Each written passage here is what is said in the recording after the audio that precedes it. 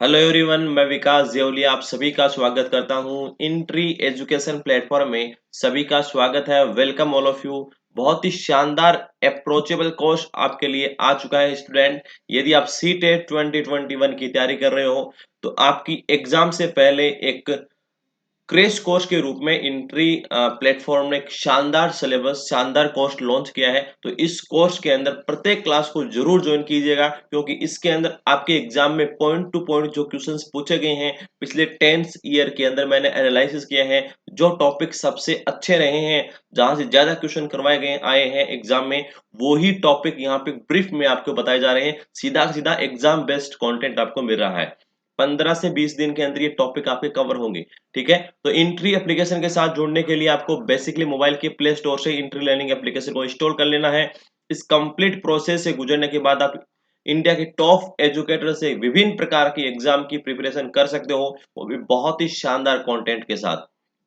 तो इसी के साथ आप इंट्री के अलग अलग सोशल साइट्स के साथ जुड़ सकते हो। अब बात करते हैं इन आज की क्लास का जो टॉपिक रहने वाला है वो क्या होगा।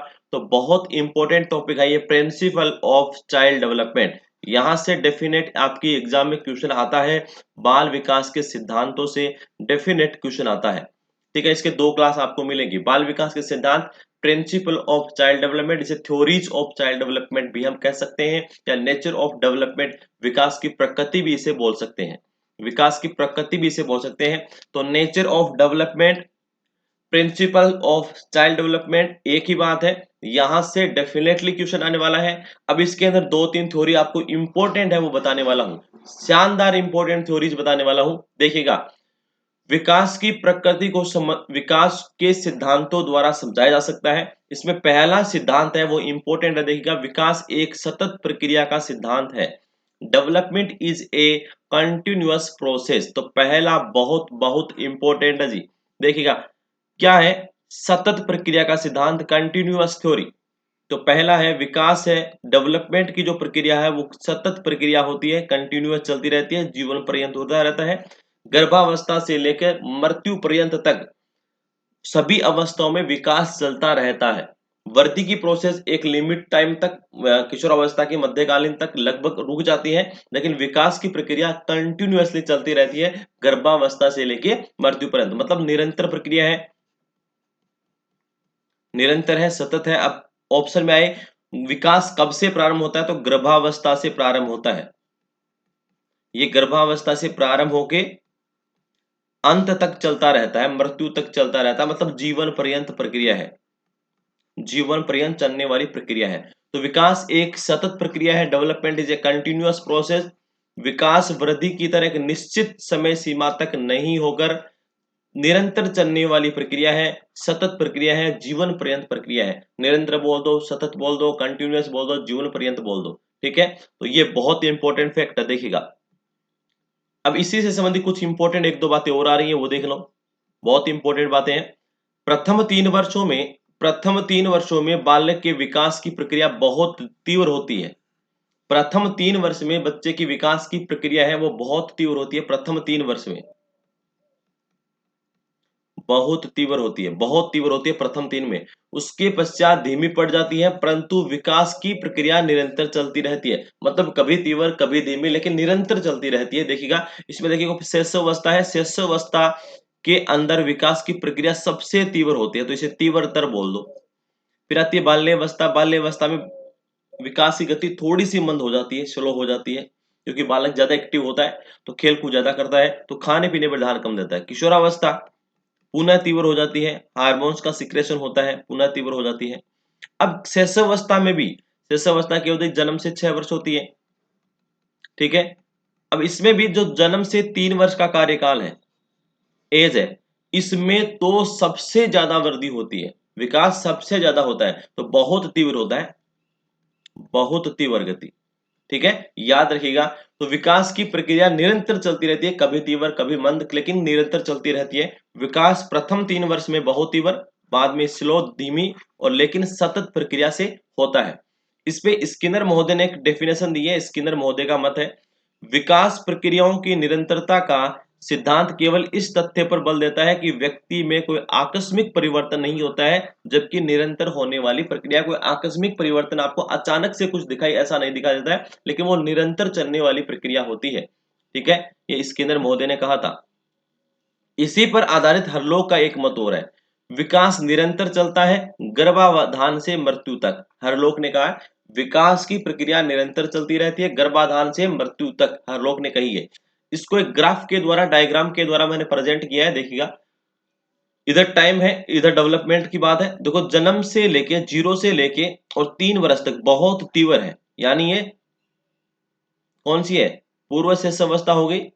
बाद में थोड़ी थोड़ी धीमी पड़ती है, लेकिन सतत चलती रहती है, लेकिन सतत चलती रहती है, वही बात है, लेकिन उसको ग्राफ में इंडिकेट किया है बस। अगला जो होता है वो है था विकास व्यक्तिगत प्रक्रिया है, इंडिविजुअल प्रोसेस है। विकास क्या है, व्यक्तिगत प्रक्रिया है, इंडिविजुअल प्रोसेस है विकास। डेवलपमेंट की जो प्रक्रिया होती है वो इंडिविजुअल होती है, प्रत्येक व्यक्ति का विकास अलग अलग होता है। दो जुड़वा भाई हैं, जुड़वा बच्चे हैं, ठीक है, तो उनके लिए एक बच्चा तो उनमें से बन रहा है आईपीएस बन रहा है, और एक बच्चा उसमें टीचर बन जाता है।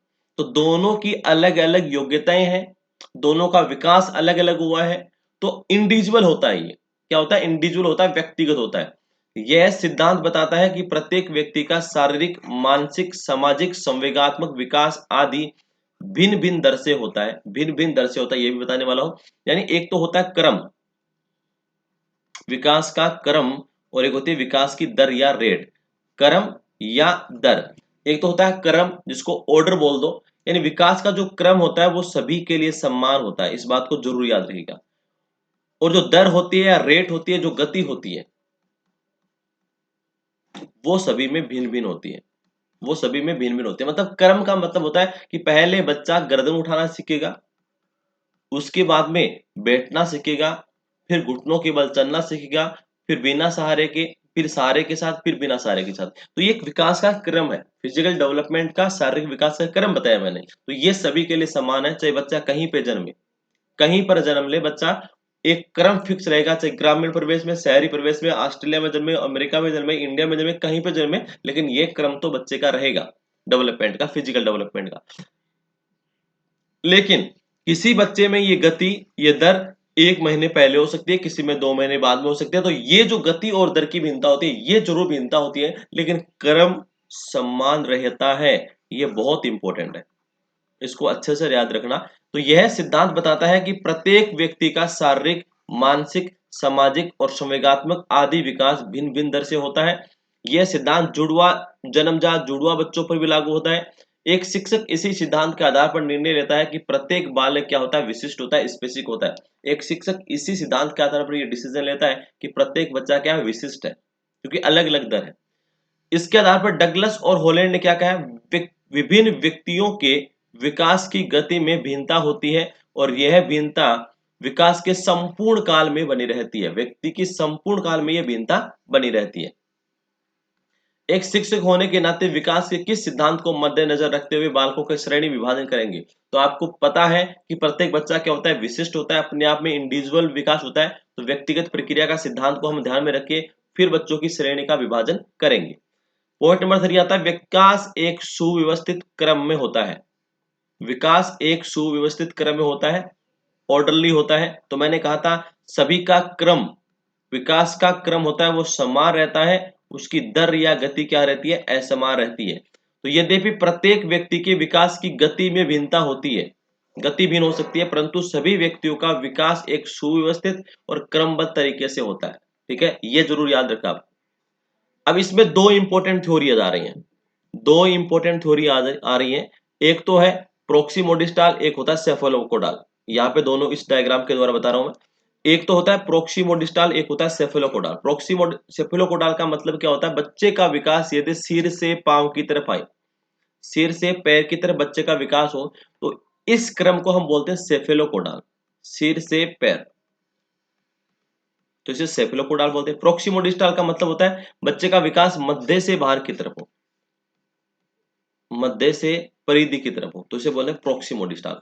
तो देखिएगा पहले बच्चा गर्दन उठाना सीखता है, उसके बाद में धड़, उसके बाद लास्ट में पैर उठाना सीखता है, पैरों का बैलेंस लास्ट में सीखता है। तो सबसे पहले सिर, तो इसको बोलेंगे सेफेलोपोडा। और बच्चा देखिएगा पहले किसी टॉयज को हाथ में लेगा तो पहले पूरी बॉडी मूवमेंट करेगा, फिर उसके हाथों में बैलेंस बनाना सीखेगा, फिर वो अंगुलियों से पकड़ना सीखेगा।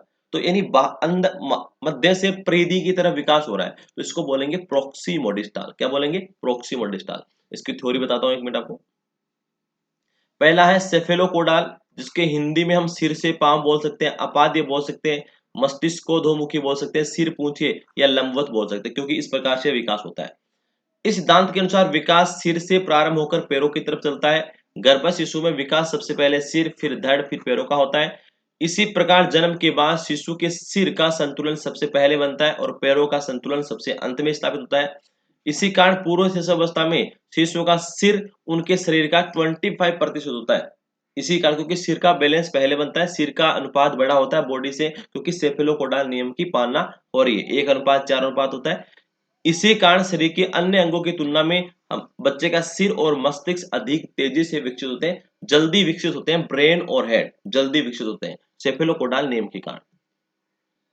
इसी के आधार पर अगला आता है प्रोक्सीमोडिस्टाल। इसे केंद्र से परिधि या भीतर से बाहर की तरफ बोल सकते हैं। विकास केंद्र भाग से शुरू होकर बाहरी भागों या परिधि की तरफ होता है। इस सिद्धांत के अनुसार बालक का कंधा सबसे पहले कार्य करना प्रारंभ करता है, उसके बाद कोहनी, फिर कलाई और अंत में अंगुलियां कार्य करना प्रारंभ करती है। पहले कंधा, पहले पूरा बॉडी मूवमेंट होगा, फिर कंधा, फिर कोहनी, फिर कलाई और लास्ट में अंगुलियों से हम किसी वस्तु को पकड़ते हैं, अंगुलियों की सहायता से पकड़ते हैं। इसे प्रोक्सीमोडिस्टाल और सिर से पांव की तरफ सेफेलोपोडाल। इतनी सी बात आपको याद रखनी है, बहुत बार एग्जाम में पूछे गए। अब यहाँ पर एक क्वेश्चन आपके सामने, विकास के संदर्भ में सही है। प्रत्येक व्यक्ति के विकास की गति में भिन्नता होती है, क्रम समान होता है, बिल्कुल सही बात है। गति में समानता, क्रम भिन्न, ये नहीं होता है, दोनों में समानता नहीं। तो आपको ये बात जरूर याद रखनी है, क्रम सभी के लिए समान होता है, ऑर्डर सभी के लिए समान होता है, लेकिन दर में सभी में भिन्नता होती है, असमानता होती है। जो जुड़वा भाई भी नहीं हो, जुड़वा भाइयों में भी ये देखने के लिए मिल सकता है। तो ये इंपॉर्टेंट थ्योरीज हैं, याद रख लेना। विकास सतत प्रक्रिया होती है, विकास सतत प्रक्रिया है, निरंतर चलने वाली प्रक्रिया है। क्रम मैंने बता दिया है और दर मैंने बताई है, और इसके अलावा विकास का सेफेलोपोडाल क्या होता है और प्रोक्सीमोडिस्टाल क्या होता है, 4-5 मैंने ये थ्योरी बताई आपको, बेहद इंपॉर्टेंट है। एग्जाम में डेफिनेटली, एग्जाम में यहाँ से क्वेश्चन क्लिक होने वाला है। अगली क्लास में भी हम विकास के इंपॉर्टेंट थ्योरीज पे ही बात करने वाले हैं। ओके, तब तक के लिए थैंक यू सो मच। जय हिंद, जय भारत।